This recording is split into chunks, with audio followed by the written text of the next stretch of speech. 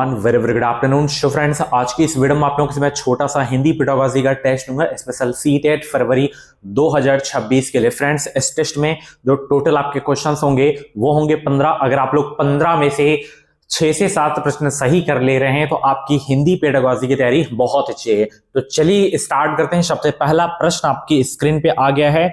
जब बच्चे घर और समुदाय से अलग अलग भाषा अनुभवों के साथ विद्यालय में प्रवेश लेते हैं तो शिक्षक को विद्यालय में क्या करना चाहिए? उनकी गृह भाषा की उपेक्षा करनी चाहिए, या अनुदेशन की भाषा पर ध्यान केंद्रित करना चाहिए, या उनकी गृह भाषा का प्रयोग करना चाहिए, या उनसे विद्यालय में घर की भाषा का प्रयोग नहीं करने के लिए करना चाहिए? सभी लोग जवाब देने का प्रयास करेंगे। बहुत ही सरल प्रश्न है।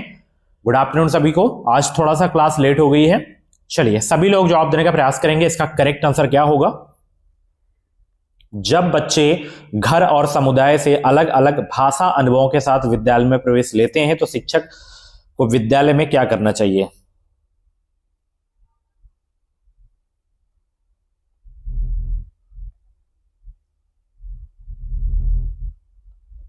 उनकी गृह भाषा का प्रयोग करना चाहिए। ठीक है, यहां पे तीसरा ऑप्शन बिल्कुल करेक्ट हो जाएगा।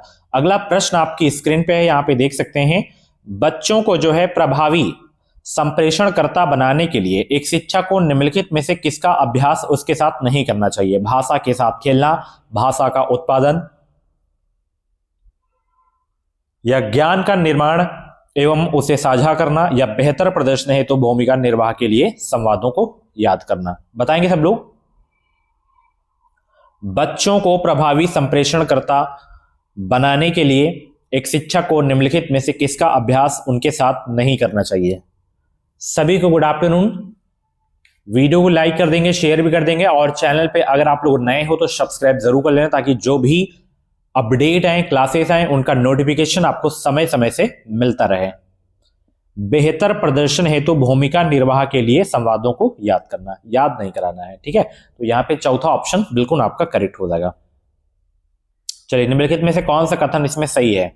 चारों कथनों को पढ़िए फिर बताइए कौन सा कथन सही है। अंग्रेजी कक्षा में आने वाले बच्चे साफ स्लेट की तरह होते हैं। कक्षा 1 में बच्चे अंग्रेजी बिल्कुल भी नहीं जानते। बच्चे अपने अनुभवों की पूंजी के साथ विद्यालय आते हैं। शिक्षार्थियों का अनुभव उनके सीखने में सहयोग नहीं करता।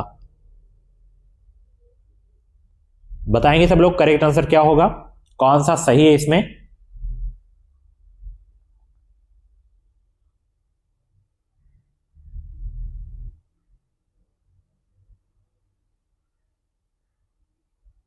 इसमें तीसरा वाला आपका कथन सही है कि बच्चे अपने अनुभवों की पूंजी के साथ विद्यालय आते हैं। ठीक है, चलिए अगला प्रश्न यहां पे देख सकते हो। बहुत ही अच्छा प्रश्न है यहां पे कि प्रत्येक बच्चा वाक्य विन्यास संबंधी नियमों के साथ लैस होता है जिसे सार्वभौमिक व्याकरण कहते हैं। यह किससे संबंधित है? बताइए। भाषा अर्जन क्षमता, भाषा अर्जन क्षमता, सीखना अर्जन प्रेरणा, या भाषा अर्जन प्रेरणा?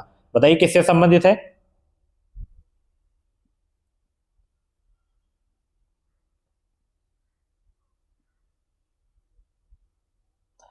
तो ये भाषा अर्जन क्षमता से संबंधित है। पहला ऑप्शन बिल्कुल आपका करेक्ट हो जाएगा। अगला प्रश्न आपकी स्क्रीन पे है। यहाँ पे नए शब्द पढ़ने के लिए अक्षरों को उनकी ध्वनि से संयोजित करना क्या कहलाता है? शब्द संरचना कहलाता है, शब्द पहचान कहलाता है, स्वनिमिक जागरूकता कहलाता है, या पठन अवबोधन कहलाता है? बताएंगे सब लोग क्या कहलाता है?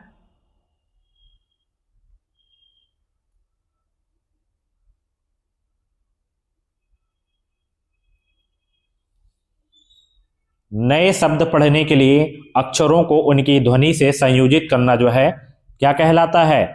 स्वनिमिक जागरूकता कहलाता है। तीसरा ऑप्शन बिल्कुल करेक्ट हो जाएगा। चलिए अगला प्रश्न आपकी स्क्रीन पे है कि कौन सा उपागम शिक्षक को कक्षा कक्ष में अन्य भाषाओं की सराहना करने और अवधारणाओं को समझने हेतु शिक्षार्थियों के लिए एक सेतु उपलब्ध कराता है तथा उनकी घर की भाषा एवं विद्यालय की अनुदेशन की भाषा के बीच एक निकटी सूत्र का विकास करता है? त्रिभाषा सूत्र, बहुभाषिक उपागम, बहुक्षेत्रीय उपागम, या प्रत्येक प्रत्यक्ष उपागम? बताइए करेक्ट आंसर क्या होगा।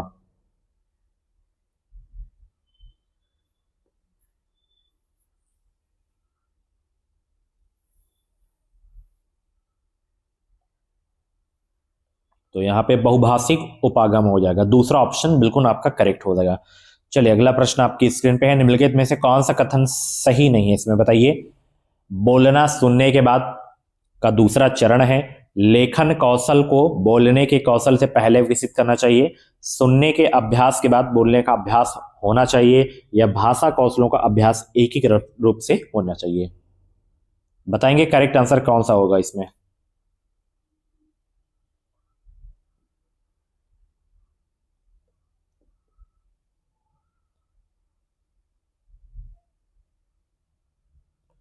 निम्नलिखित में से कौन सा कथन सही नहीं इसमें।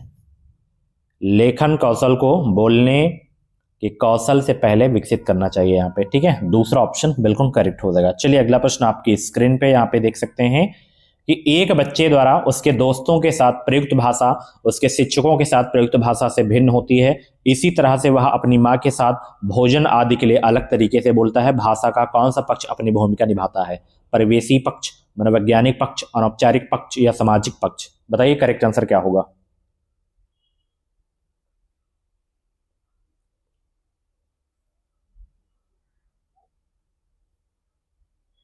तो यहां पे सामाजिक पक्ष हो जाएगा। चौथा ऑप्शन बिल्कुल करेक्ट हो जाएगा। चलिए अगला प्रश्न आपकी स्क्रीन पे।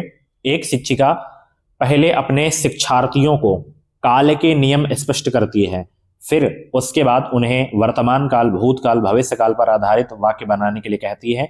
वे किसका अनुगमन कर रही हैं? निगमन उपागम, आगमन उपागम या स्थिति परक उपागम या संरचनात्मक उपागम? बताइए क्या होगा इसका करेक्ट आंसर।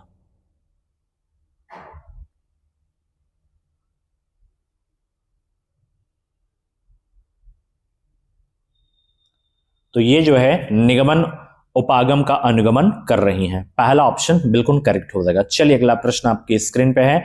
भाषा समृद्ध प्रवेश एक ऐसे परिवेश की ओर संकेत करता है जो बच्चे को किसके अवसर उपलब्ध कराता है? देखने, ध्यान देने और भाषा का प्रयोग करने में, या भाषा हास से उबारने, या उन वाक्यों का निर्माण करने से जो उसने पहले कभी नहीं सुने, या कक्षा का से परे जाकर सीखने? बताइए करेक्ट आंसर क्या होगा। भाषा समृद्ध परिवेश एक ऐसे परिवेश की ओर संकेत करता है जो बच्चे को किसके अवसर उपलब्ध कराता है?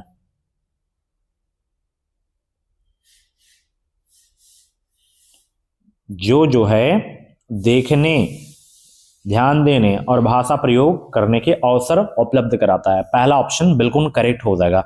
चलिए अगला प्रश्न यहाँ पे। निम्नलिखित में से कौन सा कथन सत्य नहीं है इसमें? बताइए कौन सा कथन सत्य नहीं है। गुड आफ्टरनून सभी को।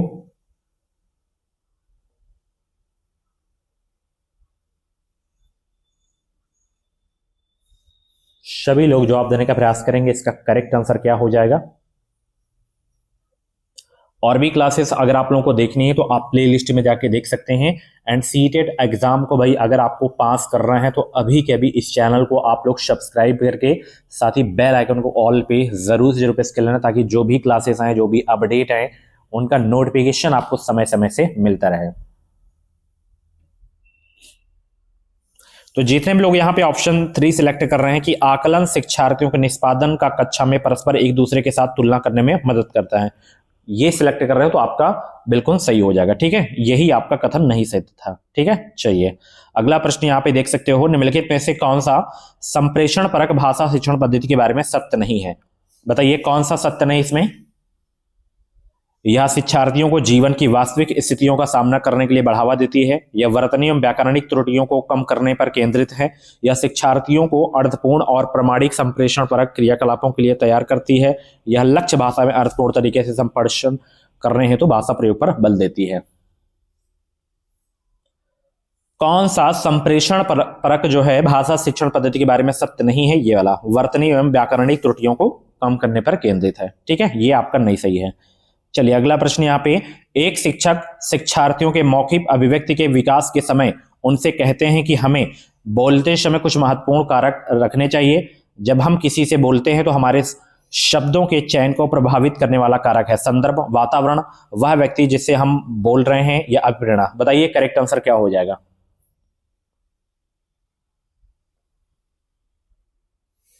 बहुत अच्छे भाई, फटाफट वीडियो को लाइक कर दीजिए। मॉर्निंग वाली क्लास अगर आप लोग नहीं देखें तो जाके देख लेना। इसमें संदर्भ हो जाएगा, साथ ही इसमें वह व्यक्ति जिससे हम बोल रहे हैं और अभिप्रेरणा होगा, पहला, दूसरा, चौथा।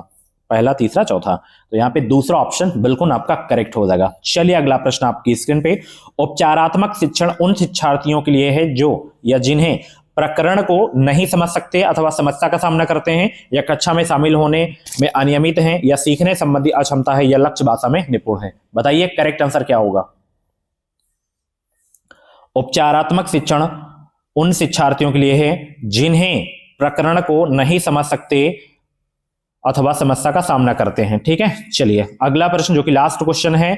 अगर आपकी कक्षा में एक शिक्षार्थी दृष्टिबाधित दिव्यांग है तो भाषा शिक्षा के रूप में आप क्या करेंगे। बताइए क्या करेंगे, फटाफट जवाब दीजिए।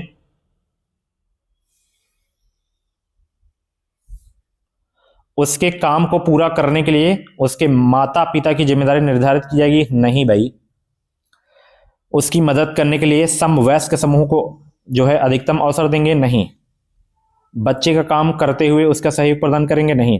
पाठ्य वस्तु को सुनने और पढ़ने के लिए ब्रेल किताब और श्रव्य सहायक उपलब्ध कराएंगे आप। ठीक है, दूसरा ऑप्शन बिल्कुल करेक्ट हो जाएगा। तो ये थे आपके हिंदी पेडागॉजी के टॉप 15 क्वेश्चन। 15 में से जितने भी क्वेश्चंस आपके करेक्ट हुए हों कमेंट बॉक्स में अपना रियल स्कोर जरूर बताना। ऐसे ही डेली क्लासेस देखने के लिए एजुकेशन मिसाइल यूट्यूब चैनल को सब्सक्राइब कर लीजिए। Thank you so much, bye bye, take care.